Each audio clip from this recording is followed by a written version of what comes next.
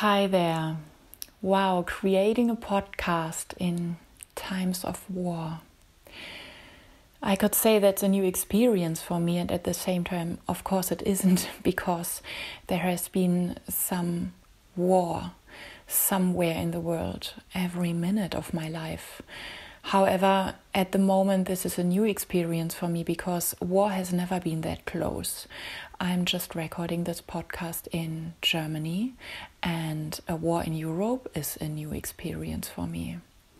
So I'm basically moved by the collective trauma field creation, recreation of war in creating this podcast. And I want to touch this topic and maybe move this topic a little bit, coming from the angle of our nervous system, our embodiment, of embodiment tools, and also of how war affects our individual well-being, our individual regulation, nervous system, and our collective nervous system. Seeing where we land from there, and maybe offering some kind of hint how we can orient in the inner chaos or the inner overwhelm or the inner sense of helplessness. I think normally what we tend to look for is love and peace when there is so much aggression around and so much suffering coming from aggression. And of course, this is also aiming at peace and aiming at love between people. However, I think the fastest way, the most efficient way, the best way that works best for our nervous system, for our instincts when it comes to creating peace, is sometimes not directly heading towards peace in a sense of calming down. It's more allowing peace to come up effortlessly inside again by us discharging waves of energy that we have been suppressing in our past in the very first place. What I mean by that is that there might be a difference, or there is often a difference in our approach to peace when we want to create peace. It is as if I am an unpeaceful being. I am a being that is in its essence designed for war, in its essence designed for something else but peace. So I have to do the effort to create peace, because peace obviously is the better state. And this is such a deep misunderstanding of human nature. And when I say human nature, I don't refer to a spiritual term, but I refer to your very basic biological instincts, as you are designed as peace. Your essence is peaceful without an alternative. So there is nothing else but a peaceful core, so to speak, in your nature. I'm sorry for using all those terms. It's a little bit like me talking about soul all day long. It's quite something that I'm not used to. However, at the moment, I think it gets across what I want to refer to. There is an essence inside that is deeply peaceful, and it can only flourish in peace. And if this inner peace is flowing, gets expressed again, it's overflowing into the outer world. It creates a peaceful outer world coming from a peaceful inner world, coming from a highly and deeply regulated nervous system, internal nervous system.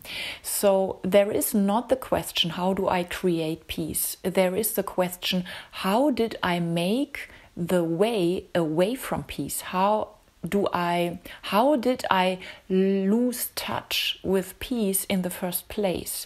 And undoing that, it's basically not figuring out how can I make peace happen, But how did I make happen that me or anybody else around experience something else but their essence, which is unpeace or the disturbance of peace? And then, of course, the worst forms of that, which is horror, trauma, war, death, suffering, etc. And figuring out what has gotten in the way and removing those obstacles. That is what, quote unquote, creates peace, by unwinding all layers of false unpeace. And if we go into this project, it is more about discharging waves of energy that have been suppressed in our nervous system on the individual and on the collective level. And here, every emotion that you expressed in the past is worth being felt right now, which is, of course, by nature, a lot of fear of death, worry, etc., etc., and staying present in your body in a very pragmatic way of shaking. I will put the link for my shaking events, for example, down in the show notes of this episode, because shaking, whole body shaking while you are triggered by triggers around war is the most efficient tool that I ever came across. And I'm offering that at least once a month for free in English online. So you are very, very welcome to join there and get to know this whole body shaking in order to stay present in your body while all of this stuff from your past can come up. And then there is a crucial frequency when it comes to allowing the inner peace to be restored or to be self-healed in your nervous system. And that is the frequency of anger, of rage, and of aggression. And of course, that is a bomb, that is an explosion, because when there is war happening around, then we see the most negative effects of suppressed anger in the past in the outer world. And the last thing that we want, of course, is contributing to the metrics of war. However, if you manage to allow your nervous system inside to digest aggression in a way that is not acted out against others, but really flowing in your nervous system, then you directly help the collective nervous system, which is suffering from war in the moment. You are directly helping that by discharging a little bit of this suppressed collective anger, which is something that all of us have inherited that, all of us have written that in our nervous system as a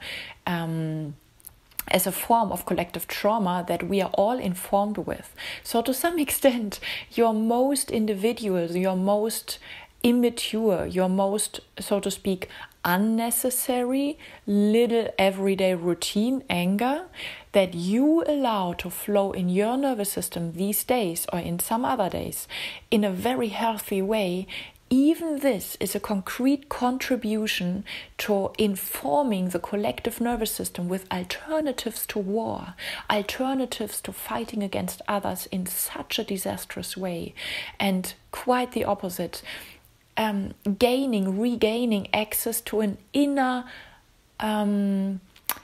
automatism of self-healing. So when we approach the, I could say, aim or the vision or the beauty of a future of love and peace for mankind, then I could say it is about, when we come from tools of embodiment, it is about energy as peace, flow as peace. And to throw the last big term for this episode into this episode, it is about ecstasy and peace. It is about ecstasy as peace.